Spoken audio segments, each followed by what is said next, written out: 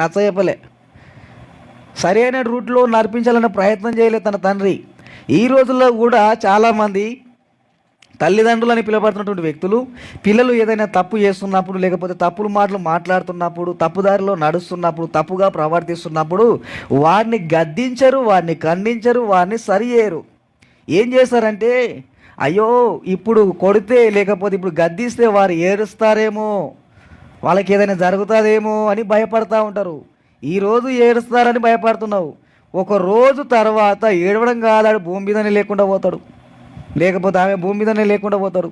ఆ రోజు నీ కళ్ళ ముందే నీ పిల్లలు చచ్చిన దానికంటే, ఆ రోజు నీ కళ్ళ ముందే నీ పిల్లలు చచ్చినప్పుడు నువ్వు ఏడ్చిన దానికంటే ఈరోజు ఖండించి గద్దించి బుద్ధి చెప్పి సరిచేసి నువ్వు ఏడవడమే మేలు.